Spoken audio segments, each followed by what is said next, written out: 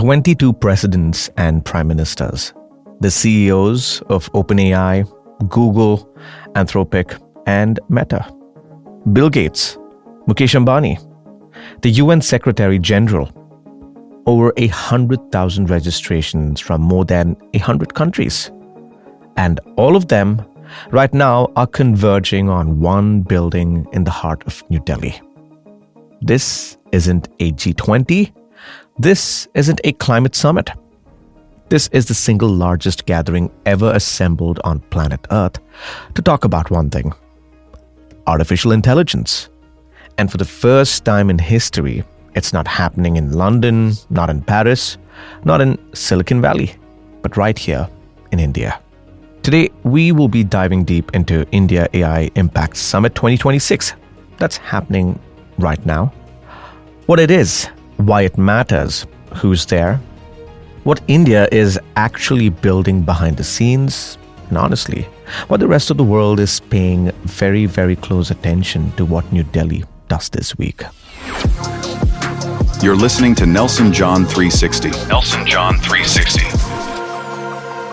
Hello and welcome back to Nelson John 360. I'm your host, Nelson John. All right, let's get into it. So there is the context. Since 2023, the world's biggest powers have been meeting annually to figure out what to do about AI. The first summit happened at the Bletchley Park in the UK. Very fitting, right? The place where Alan Turing cracked the Enigma code. That summit was all about safety, existential risk. What happens if machines outsmart us? Then Seoul in 2024 expanded the conversation a bit. Paris in 2025 pushed things towards action. And now in February 26, India is hosting the fourth summit in the series. But here's what's fascinating. Look at the names. AI Safety Summit, AI Action Summit, and now AI Impact Summit. Safety has literally been dropped from the title. That's not an accident. That tells you everything about what India is trying to do here. India, well, is fundamentally reframing the global AI conversation. The previous summits were driven by a very specific anxiety, one that makes sense if you're sitting in Washington or Brussels, which is, what if this technology gets out of control? And, well, that's a valid concern. But India is standing up and saying, respectfully, that's your problem. Our problem is different. We have 490 million informal workers. We have farmers who need crop yield predictions. We have villages that where the nearest doctor is about 3 hours away. For us, AI isn't a threat to manage. It's a tool to deploy.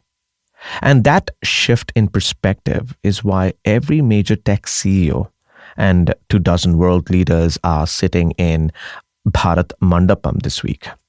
Let's talk about who's showing up, because the guest list alone could fill an entire episode. French President Emmanuel Macron flew in for his fourth visit to India, and he's also launching the India-France Year of Innovation 2026 while he's here. Brazilian President Lula arrived with a 200-member business delegation. The prime ministers of Finland, Greece, Spain, Croatia, the Netherlands, Bhutan, Kazakhstan, all here, all present. The UAE sent Crown Prince Sheikh Khalid. The UN Secretary General, Antonio Guterres, is in the room. Even Putin, he sent his senior aide, Maxim Orshkin, with a large delegation, which is particularly interesting given that India just agreed as part of the US trade deal 10 days ago to stop buying in Russian oil. So the geopolitics here is in full display and it's multi-layered. Now, the tech side. Sam Altman, CEO of OpenAI, there. Sundar Pichai, CEO of Google, there. Dario Amodei from Anthropic, there. Demis Hassabis from Google DeepMind, there. Bill Gates, there. Mukesh Ambani, Nandan Nilekani, the CEOs of TCS and Infosys, all there. Over 120 executives, senior executives from more than 100 American companies will be attending through the US-India Strategic Partnership Forum. The one notable absence, Jensen Huang, founder and CEO of NVIDIA, the company that makes the chips powering every major AI system on Earth, pulled out on February 14th, citing unforeseen circumstances. Well, NVIDIA issued a statement saying they remain deeply committed to India's AI ecosystem. Make of that what you will. But here's the thing that stood out for me. Sam Altman, just the day before the summit, published an opinion piece in the Times of India. And what he said there was remarkable. He revealed that India is now OpenAI's second largest market in the world. So that puts about 100 million Indians using ChatGPT every single week.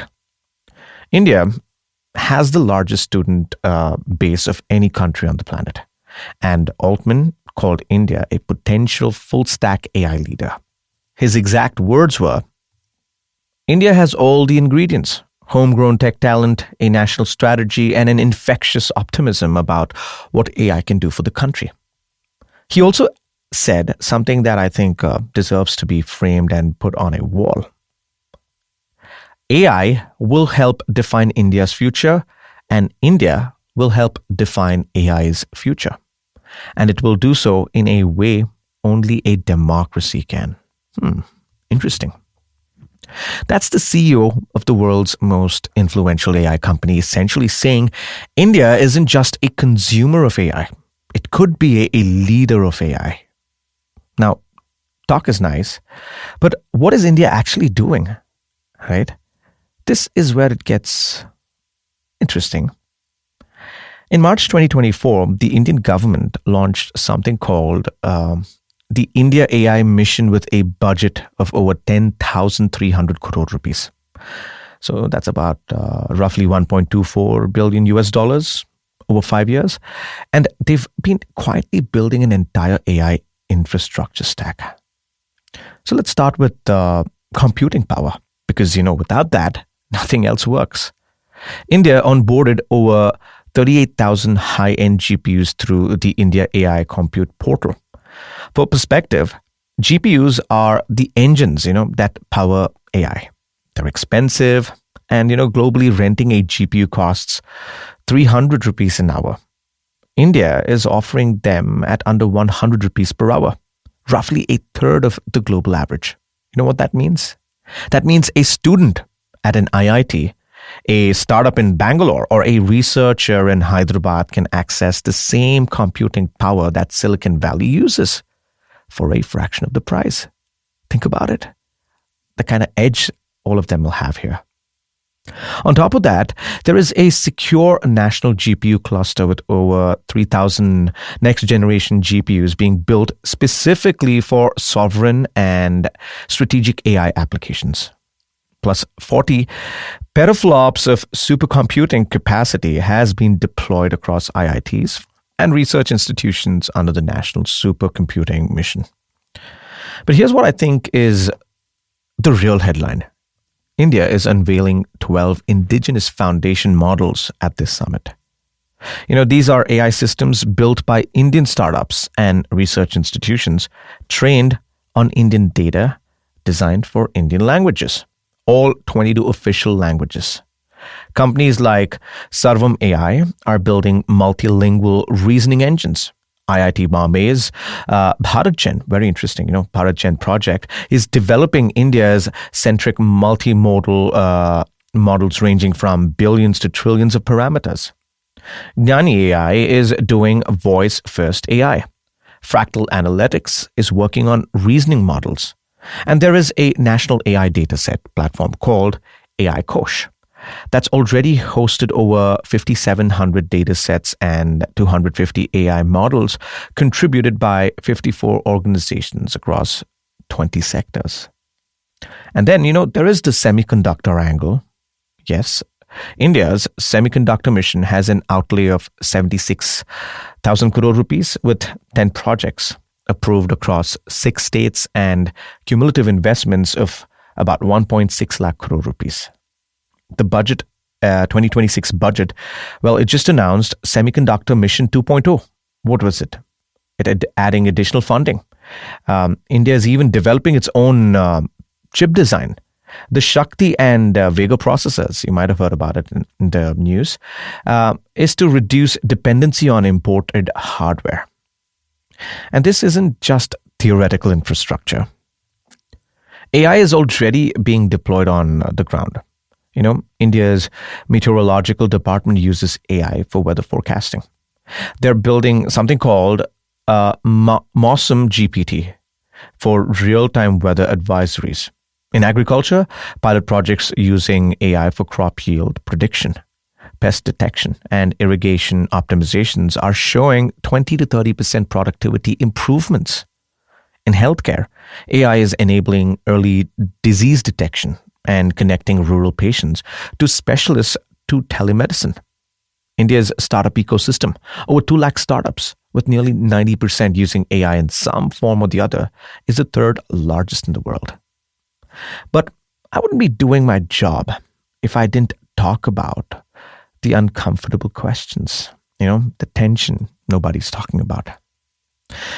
Just 2 weeks before this summit, over 100 AI experts led by the Turing Award winner Yoshua Bengio published the second International AI Safety Report. You know what the findings were? They were blunt. AI capabilities are accelerating faster than predicted. Risk management frameworks remained immature, and some AI models are showing early signs of what researchers call in-context scheming. So what that basically means is essentially pursuing hidden goals that weren't part of their programming. The report warned that evaluation methods alone cannot reliably predict real-world crisis. And here's the kicker. The United States' refusal to back this report. The same U.S. that co-led the first safety summit, at the Bletchley Park in 2023 has now walked away from international AI safety collaboration. President Trump's executive order from December 25 essentially tells federal agencies to push back against state-level AI regulation and promotes a minimally burdensome approach. So the countries where most of these AI systems are being built has stepped back from global safety efforts. Right as India is hosting a summit that has itself moved safety from the headline to one priority among 7. There are also fair questions about India's own readiness. The 2026 budget actually reduced compute subsidies, raising concerns about long-term commitment. Well, India remains heavily dependent on imported GPUs. Everyone knows that. And the one man who controls the global GPU supply, Jensen Huang, just declined to show up. Civil society groups have pointed out that India doesn't have a dedicated AI regulation law. The governance guidelines remain non-binding. And some critics have argued that when you have 100+ American tech executives at a summit, you have to ask, are they here for India's benefit or for their own market expansion? These are fair tensions, and they don't have easy answers. But I think what's undeniable here is that India has earned a seat at the table. And more importantly, it's reshaping the table itself. So what does this mean? Here's what I keep coming back to. For decades, the rules of technology world have been rewritten in a handful of cities.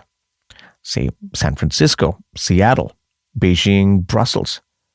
The conversations about what AI should be, who it should serve, how it should be governed, all of these has been shaped by the priorities and anxieties of the global north. And this week, in one building in New Delhi, India is standing up and saying, hey, we have 1.4 billion people, 800 million internet users, 100 million weekly active AI users, and a vision for how this technology can serve not just the privileged few, but the farmer, the student, the small business owner, the village health worker. And the world is listening. The India AI Impact Summit won't solve anything. It probably won't produce binding regulations, but it has fundamentally and perhaps permanently changed the geography of the AI conversation. And that matters. So that's the story. India isn't just attending the AI conversation anymore. It's hosting it, shaping it, and honestly, rewriting the rules. And I think that is something worth paying attention to. Hey, before I go, if this episode gave you something new, something you didn't know before you hit play, please do me a favor. Hit that follow button wherever you're listening from. Apple Podcasts, Spotify, your Alexa device, or, hit subscribe on YouTube. It sounds like a small thing, but honestly, every single follow, every new subscriber, that's what keeps me going. And that's what tells me, okay, people actually want this. Keep digging, keep researching, keep putting these stories out. Creating these episodes takes a lot of hours behind the scenes. And you're out there listening. That's the fuel. So please subscribe, share this with one person who you think needs to hear it. And I promise to bring more stories that matter. This has been the Nelson John 360 podcast. I'll catch you soon.